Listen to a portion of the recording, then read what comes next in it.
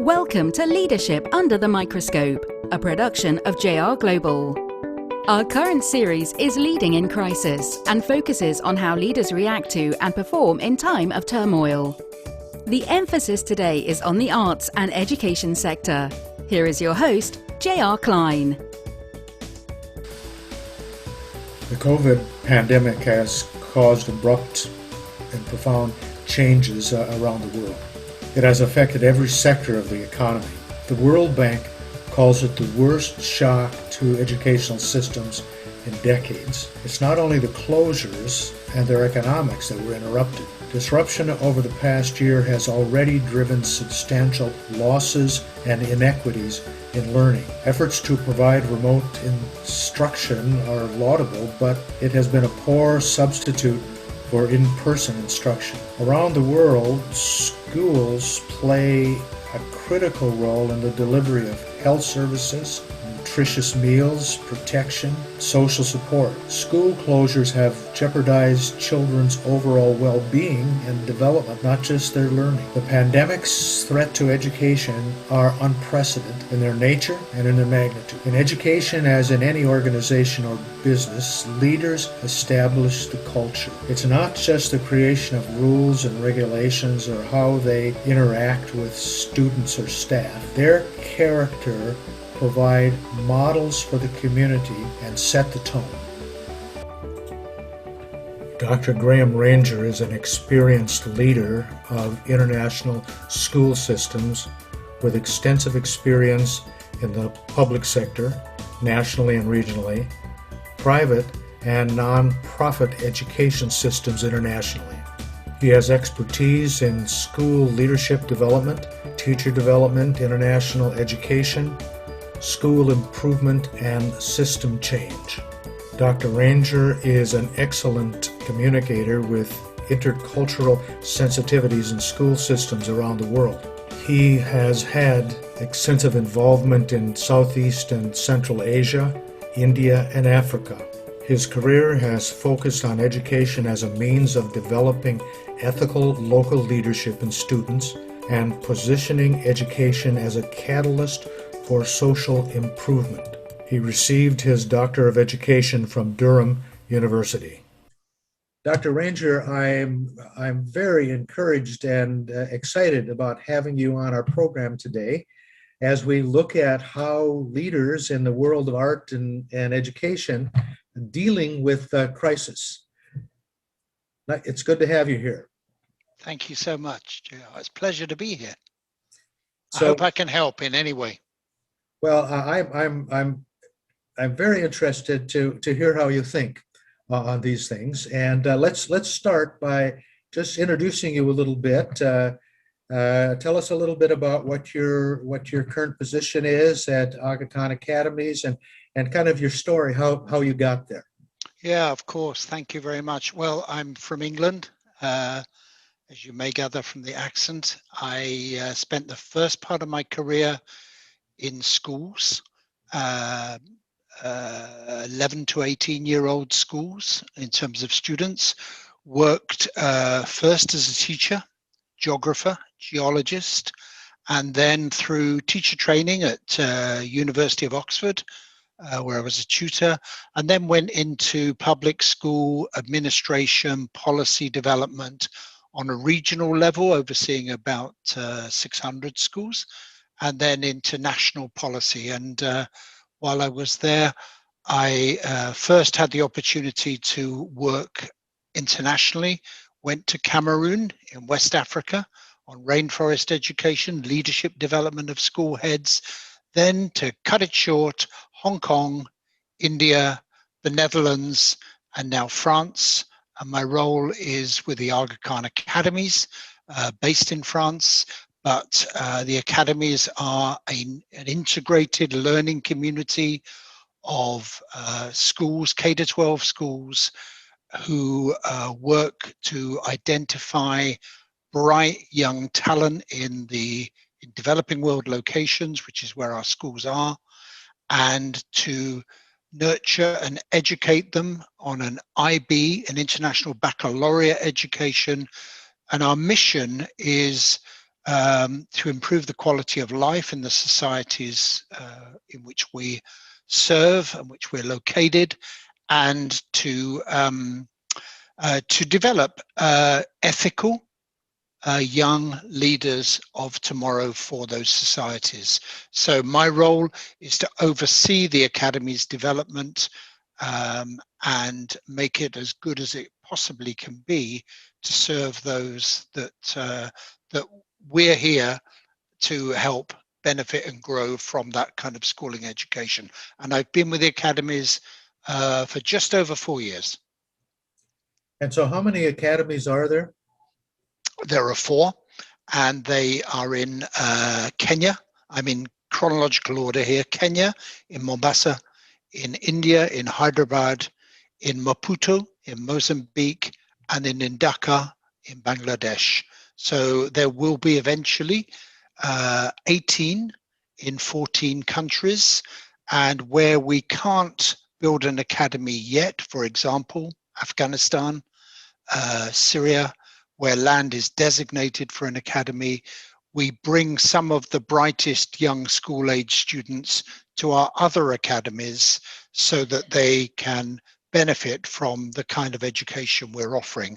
Our aim is to provide this kind of education to high potential young people, irrespective of their economic circumstances, their background, their family context. That's not relevant. We're looking for critical, creative thinkers who are going to be the leaders of tomorrow. It's a very, very interesting model. As I worked with one of your colleagues and actually had the experience of virtually going to a graduation in one of these. It's a very interesting model, especially in the interconnectedness of the model. You're just not educating young people. What you're doing is building leaders. A lot of them end up going back to their localities. Yeah, that's right. We're absolutely intent on not exporting talent. So we want these, but of course, by offering an international curriculum to young, high potential students, we're equipping them through a portable education globally to go to university more or less anywhere in the world. So the university provision in their home country may or may not be that yet, depending on the level of development in the country. And many of them, therefore, go overseas to their higher education, typically Canada, US, Europe, some to Australia. But those destinations, we don't want those to be their final destinations. We want them to come back and give back to the communities that have supported, raised, and developed them. Now, how do we do that? How do we go about doing that once there's this allure of a different kind of lifestyle that in many material ways will be highly advantageous, and they will see perhaps in some countries a pathway to citizenship, and certainly a pathway to creative employment and engagement and being part of that life building experience in another country. Now, there's nothing wrong with that, but we still want them in their heart to either be coming back at some stage in their life to their home communities, or to be giving back, even if they are internationally somewhere else. At the moment, just as an example of a data point, from our longest established academy is Mombasa in Kenya. And of those early batches of graduates, about 55% of those are back in Kenya or East Africa, either working in some capacity, whatever that capacity is, or in studying higher degrees. We're not an old institution. These graduates would now, at their oldest, be in their late 20s, 30-ish of years of age. So they are, and is 55% a good figure or a bad figure? I'm not sure. I think it's encouraging, but I think maybe there's headroom there for improvement. That's very good. It's, as I said, a very interesting and poignant strategy, and it will be very interesting, as you say, to see how it pans out. You know, and again, what an interesting model. It works. It seems to work well, but you know, anything that we do that works well is always affected by environment, and so I will bring your thinking a little bit to where we are inside of a global pandemic that did not announce itself, but showed itself on the scene with some ferocity. Um, at, I'm interested in thinking, when you began to see what was happening in this pandemic, what were the challenges and what you're thinking in your role? What were some of those challenges that you began to face? Yeah, for sure. The impact was very uneven, even though it began to come at within a relatively narrow time band. The academies are part of AKDN, the Aga Kahn Development Network. So we're part of a much bigger endeavor aiming to improve people's quality of life. That shaped strategy, because that meant that resources, for example, were diverted to poverty alleviation, food insecurity, to alleviate those problems, frontline healthcare, medicines, because we were concerned that that the countries where we've got a strong presence in terms of human development and humanitarian work, including education, would be at the back end of the line in terms of, say, vaccines, or they would be at their most vulnerable in terms of the effects of the virus, economically, socially, breaking up structures of families and otherwise. So the effects were very uneven, but we were guided by the fact that we were reallocating resources for those things that would matter most in terms of sustaining and improving quality of life. And that meant healthcare took a priority over education, even though education, and girls' education in particular, is our absolute priority globally, and therefore could not be neglected. And in fact, we had to give particular attention to it where students may be disengaged from their education through being unable to connect virtually because of lack of infrastructure or whatever, and also unable to attend personally any face-to-face schooling. So that impact was very uneven, but I think was an impact that was sharply felt in the developing world, the emergent economies in which we are based. And that's a good thinking. You know, what I find in my research is that those leaders that were able to manage this crisis were ones that thought differently. You know, there's a difference between a symmetric thinker and an asymmetric thinker.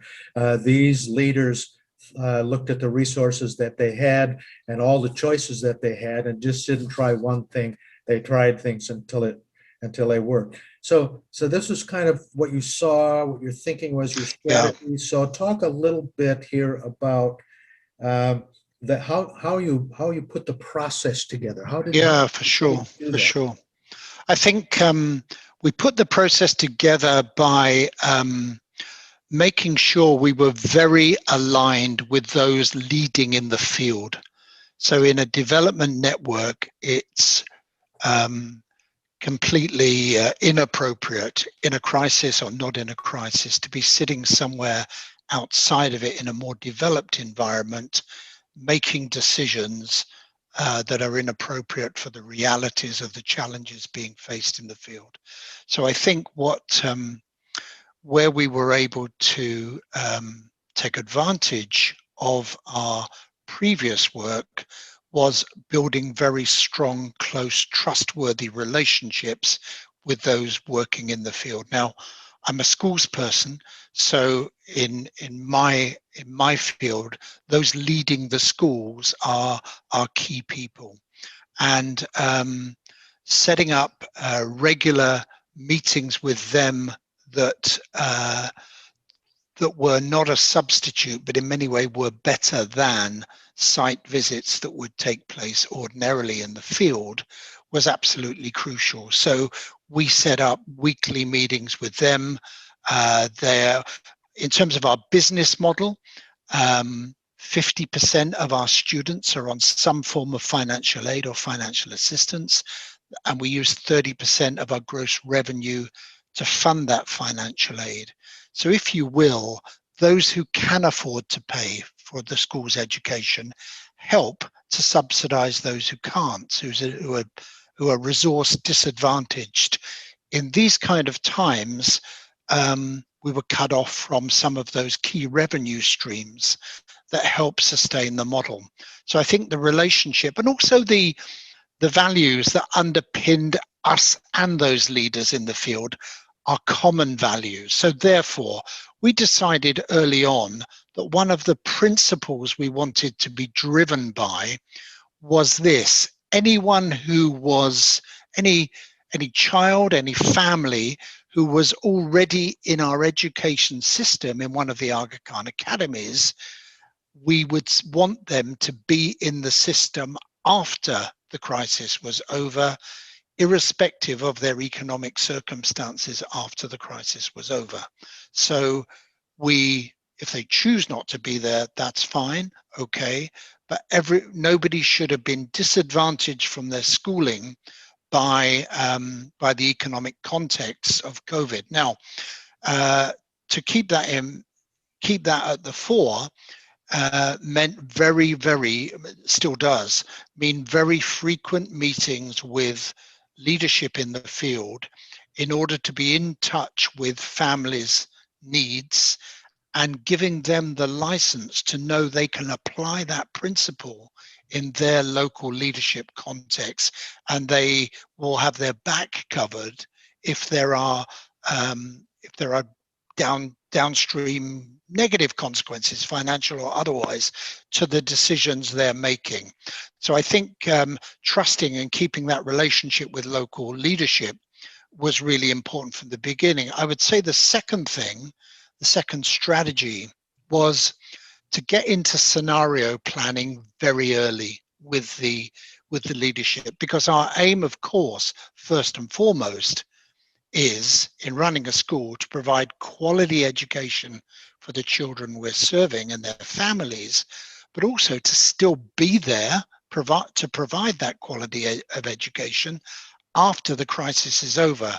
So working, and we were in a situation of uncertainty, and I think often in development, in global development, it's a very long-term process.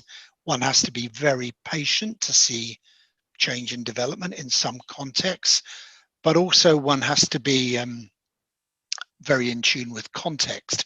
So therefore, living with uncertainty of context was really important. We all needed to recognize we were leading through uncertainties that we couldn't control.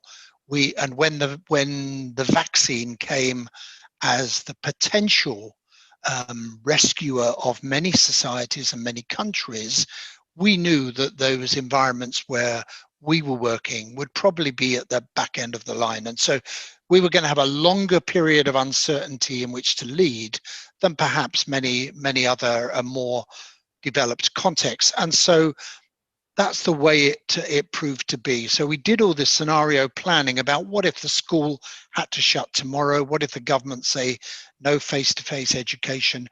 And we were providing so international baccalaureate programs, international baccalaureate curriculum. These were not programs that were online courses. Yeah, this wasn't Kahn Academy. This was the Aga Kahn Academies. It's different. So this was face-to-face programs that we had to morph into effective online programs. And we had to recognize there's deficiencies in doing that. We didn't have the time or the resource to create a new online curriculum for every student. So instead, we had to maneuver the curriculum into an online context, but supplement that by our values coming through with a duty of care and well-being for every member of that community. So I don't think, to be candid, that our online programs are the best in the world. They're definitely not. However, our online care is some of the best in the world for those communities. And so the consequence is students have done very well, parents have been very supportive. Where there was no digital access, we were able to provide it. Where children couldn't get home, say to Afghanistan, we were able to keep them in the school, in residence. So they were fed, they were nourished in every possible way. So going back to scenario planning, the most important scenario we recognized from the outset was a context where we would stop, start in being able to provide schooling as we knew it. And in a number of our countries, not all of our countries, but in a number of our countries, that's been the pattern. Face-to-face learning, government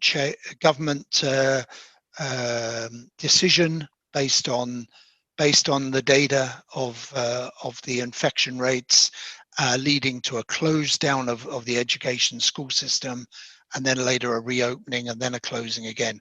Only in India, in our state in India, in Telangana, in Hyderabad, have we been closed throughout, but we were still scenario planning with the leadership of those in the schools for a stop-start scenario. So let me stop there and pause.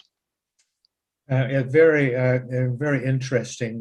This idea of what I've heard, this idea of first listening to those voices that are really critical, not sitting on the 13th floor and making all the decisions, but being able to talk to the people that are closer to the problem, seems to be a very relevant strategy.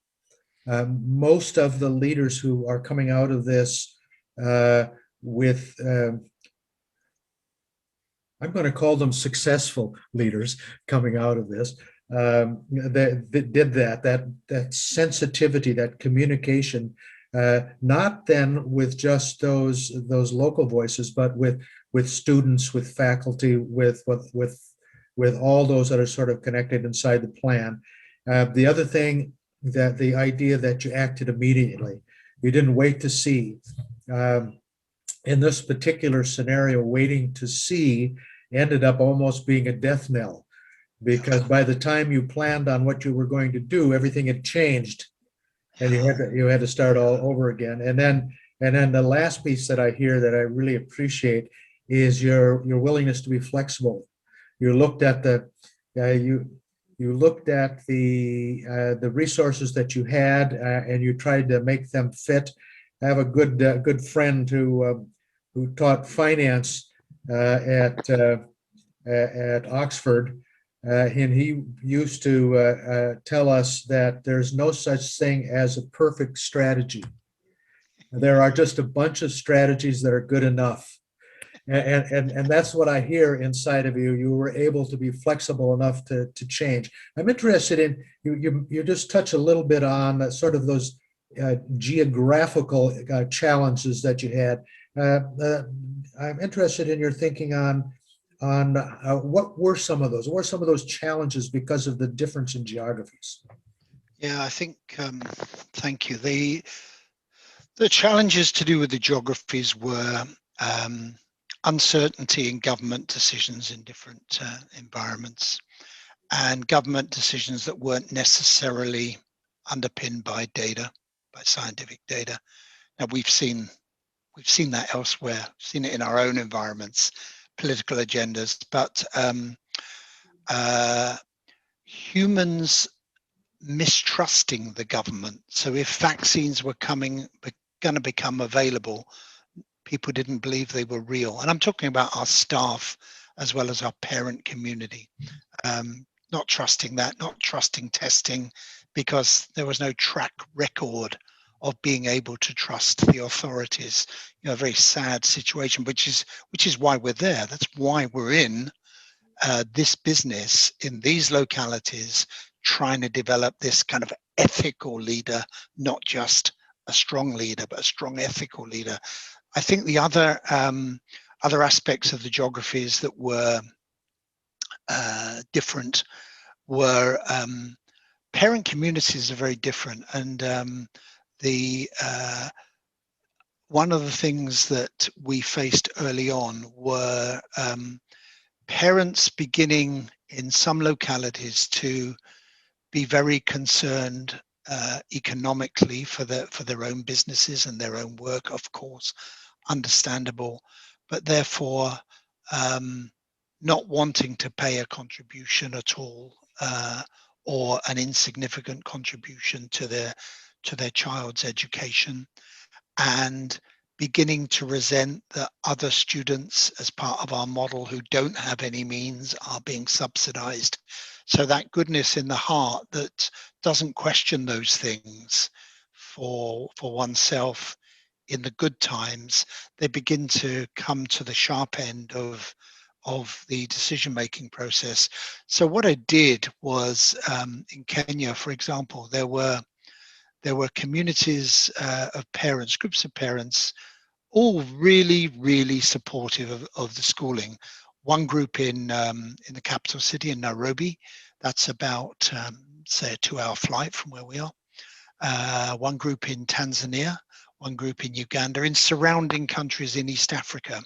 So therefore, their children were in residential schooling, boarding school, if you will, in our academies. And each of those communities have their own networks and their own particular dispositions and their own concerns. By getting on the calls with those groups of parents or their representatives alongside the school director, being one-to-one, it kind of broke down that that faceless bureaucrat at the head office feeling that I think people who are in effect our customers can perceive, or that may be their reality. So working, sitting in a virtual room alongside the director of the school, talking with them and listening to their issues was very important. I think other things are more practical. So other cases, other things that were different. Staff who normally would come to school and be fed didn't have enough money at home to be able to feed themselves and their families, because their children would normally be in school. Their family may be quite large, so they were suffering in more ways than one. So obviously, we wanted to care for those staff by providing for them. We didn't want to make any member of staff lose their job, even if we didn't have students on campus physically to educate, but we also wanted to look after their well-being as far as we could. Other examples of different geographies with different consequences for this was we have children that we educate who've come from Afghanistan, have come from war zones, come from Syria, but the Afghan children just couldn't get home for a long period of time, and their parents obviously missed them dearly and this is over Christmas, over the summer break, long periods of time where the children would ordinarily go back, and I'm talking about 12-year-olds upwards to 18-year-olds, couldn't go back. So therefore we had to really, one, look after them well, but also when everybody else on the campus in terms of students are off campus working from their particular homes, look after these children well and nurture them and give them a different kind of curriculum. Think about them in different ways, because they're with us not only 24/7, but they're with us where they'd ordinarily be with their family at festivals or in holiday periods, or they're moving with their extended family. So helping the connectivity and actually working with people in their home countries to help them gain connectivity, coming to a central point, community center, local school, whatever it may have been, in order to connect on a regular basis with their children, was another different aspect of family life. Another biggie was, let me give you an example of a difference between, say, parts of East Africa, Kenya, and India. India, pretty tech savvy, really. As is well known, centers of innovation, entrepreneurship, enterprise, and very tech aware, with a plentiful arrangement of hardware and software. Our teachers were much more comfortable, perhaps, in moving to online environments in that context. Our teachers in some other parts of Africa, much less tech savvy and much more reliant on, so most teachers don't have an iPhone. Most of these didn't have local teachers didn't have an iPhone. So giving them data, trying to teach their lessons, not from a laptop, not from a desktop, but from an iPhone that they're getting used to, and using all their data, because they didn't know about data conservation for the students in teaching their lessons. Big challenges. And our school director in Mombasa believes that in the first 6 months of this situation, the teacher's level of professional proficiency in technology-based learning probably moved on about 3 years of normal PD. Yeah, that is very interesting, and I just to think a little bit about this whole idea of technology. One of the things that a crisis like this does, and this is very emblematic, this pandemic, is it sort of forces us into the future, doesn't it? Some of us have been talking about changes in the workforce, changes in education, changes in health, you name it, that are going to come at some point in time, and all of a sudden, here we are. Yeah. And the ability to be able to adopt or adapt to that is critical. It's critical. I'm very interested in your depiction of the way some people handle it and some don't. My best mentor, my wife, tells me that you can always tell what's in the teacup when it gets jostled. and True. yeah, and very true when it comes to these kinds of things. And I'm also very interested in this sort of holistic approach. It wasn't just to the students, it wasn't just to the staff, it was to the parents and all those Yes. that are connected. So here we are, we're into this, and I hesitate to say that we're used to it, but we have some experience in it at this point.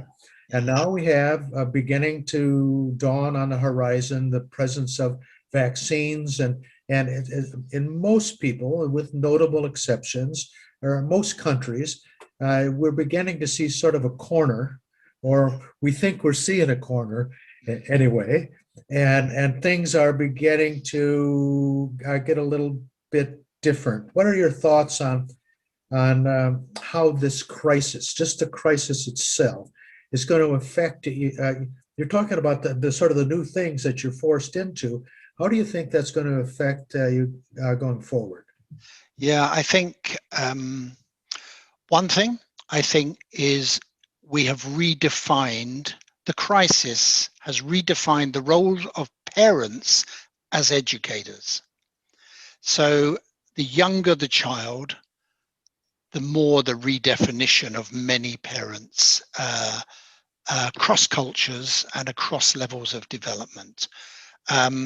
So I think, therefore, parents are much more knowing and they are a resource and partner in the learning process, in terms of how their child learns, what their child learns, maybe to a degree, but the skills and attributes their child is able to display, their independence, their creative problem solving, their critical thinking. So I think parents' role from now on is different, and it's a stronger partnership than it probably was in most cases a year plus ago.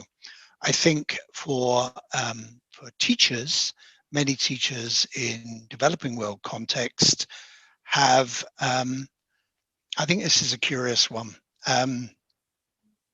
Self-discipline has taken over from imposed discipline as the only thing that works. So you can't put the child in detention if she or he is naughty because she's online, and therefore the intrinsic motivation that one has to build in the learner and that needs a different skill set when one has got external rewards or punishments, if you will, that could be brought to bear. So I think the child and the teacher's ability, the educator's ability to intrinsically motivate young people has become much more to the fore. And I think, to be fair, even though we perhaps in some contexts gave lip service to it about the redefinition of the teacher's role and not using the old factory model of bells and moving on and external discipline as an environment, now we are in that situation where it's absolutely clear that the teacher isn't the fount of knowledge, but the student can find it out for themselves, and the teacher has to facilitate that higher order learning on a level which is both supportive and challenging to the student, because the student can look for their own sources much more readily. Probably they're much more competent in some cases than they were formerly. I mean, many of our students in context would not have had that access to technology at home, and they wouldn't have even the access to a technological device throughout their school day. They would have had it at certain times and not others. That's kind of all changed. I think, JR, the other thing that will have changed is we're much more aware about the importance of well-being as a foundation to effective anything, but effective formal education at school level, for sure. I don't think we realized the psychological profiles of our young people to the extent that we needed to in order to help them progress best. And I think we're seeing many more needs than we ever saw before, and we take them seriously, but we are diagnosing and supporting those needs psychologically far more precisely, I think, than we used to do. I think also there are some things we've really missed out on, and some things that we probably realize that technology is not the panacea for. And so I was talking yesterday to some teachers from Mozambique working with very young children, 5-year-olds, 6-year-olds, 7-year-olds. And I was saying to them, well, like, how's their writing going? And of course, they haven't seen them write with a pen or a pencil for a while. And there are some things that have gone very well, and other things like that have probably not gone very well at all. So the learning gaps, I think we discover a little bit as we go, but we can't plug all of those gaps while we're still in. So looking forward to turning that corner, I think we're becoming more aware and more kind of learner focused about individual personalized needs. So, and I think, as ever in a crisis, what I've learned about staff is, colleagues working together, is that a crisis can bond a team together, or it can cause them to dissipate. And that stronger the glue was in the first place, the more they're able to take advantage of that bonded togetherness about, we want to not only get through this together, but help the children and the institution that is the academy be in a stronger place at the end than we were at the beginning. Excellent, brilliant thoughts. You hit a place where I would like to just take what you said and give it to the entire system of education. Just some of those basic things. This crisis forces us to redefine our role. We're all who we are, but we have to act differently inside of it. If we don't, we begin to head in a different direction. And I especially like your characterization of teaching. How you're basically, my translation, teaching students to think more than just memorize answers. Yeah. When you were talking, my mind flipped back to the early childhood world. The Reggio concept. Or familiar with the Reggio concept? I was privileged to go to Italy. I want to say a century ago. It had to be almost 20 years ago, and visit Reggio, and as that was developing. But the idea is, educators aren't going to fill up the child's glass. What you're going to do is help them figure out how they can fill their glass. Yeah. And that to me might be one of the primary benefits that we can get out of this crisis, is changing the way we actually think about what education does. And then the other thing is that your holistic perception of what you're doing. This isn't just education. This is caring. Now this is doing that very elemental human thing, which is building community. And in community, the way you do it is that you don't just think about me, you think about us more. And then the final piece of this that just popped up so well, and that this very rich content that you're giving me, is that the importance of leadership in building a culture inside of a school or inside of a business or whatever. The idea that people can feel free or to communicate together, not building walls that sort of denigrate one set of voices against another set of voices. Yeah. And that there really is building a culture that values the basic voices. Yeah, absolutely.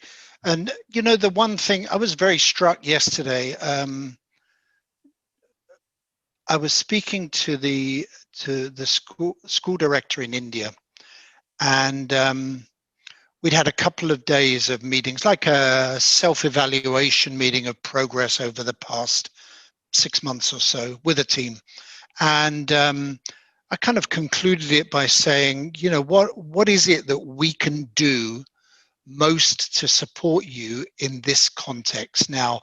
And India, as I speak today, is probably not yet at its peak of maximum infection. So, most of the people on the staff know somebody who they've lost, has passed away in their extended family or whatever. So desperate situation where his role on the ground in caring for that staff, as well as for the students, is all important. And the thing he said, most of all, I have to be nimble as a leader now. Yesterday I had a finance department. Today they're all off sick because they're all isolating.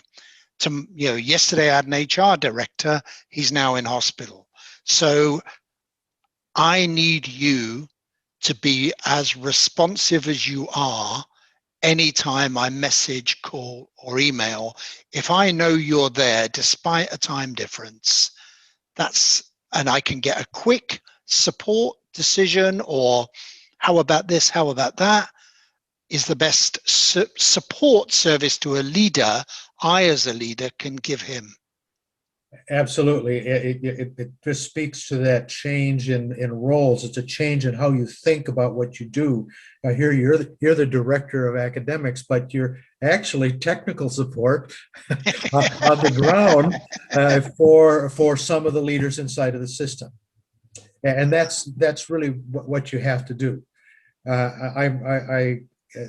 Very, very good, very, very rich content. So as we kind of get down to the end of our thinking together, I'm interested in what are some of the lessons that you're going to take away from this? Some of the maybe not just the primary lessons, but those other sort of little lessons that you're going to take away from this. Yeah, I think I will never take localized context of leadership for granted. First, never think that I understand the context without checking it out and checking out the climate of uncertainty anyway. Secondly, taking that psychological temperature check on other leaders in the field is really important. I think I will do differently. In some ways, I'll place less emphasis on physically going and spending as much time as I did alongside those whom I'm here to serve. However, I think, and it's probably somewhat of an adage to say it, it is easier to have a virtual environment, a high quality virtual relationship professionally with someone that has already built a trust with you face to face, person to person, particularly, I would say, in more tactile societies. Now, I would say that about France, where we shake hands and kiss everybody, where I'm sitting now, or we did. But also I would say that, for example, about Kenya and about India, where it's a very tactile, expressive context. And so I think that matters.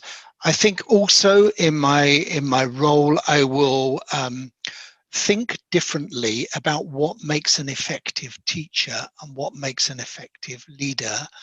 And I will put less emphasis on some of the harder-nosed, easier to measure qualities, and put even more emphasis on the ability of a leader to bring the best out of others and to hold them together and not divide and rule, but unite around what is, after all, a strongly values-driven endeavor and enterprise. So I think all of those things will maybe help me to help others and help me to be a better leader myself.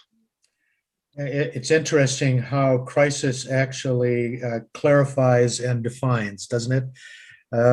We don't like to go through it, and but we all do, especially as leaders. And I don't want to be the one to break the news to you, but this is probably not the last crisis that we're going to have.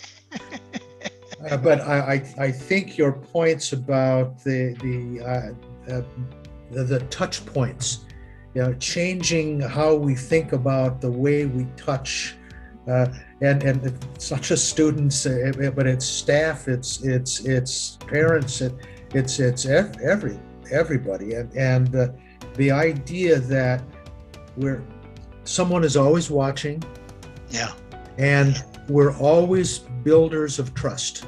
What you're doing is you're building a trusting culture. Yeah. And so I'm very, very grateful that you sat and had this conversation with me. This was excellent, just really good stuff.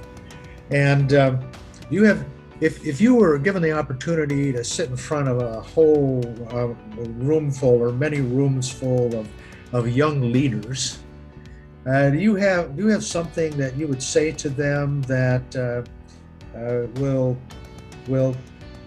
I'll give you just an easy one. Change the way they think about what they're doing.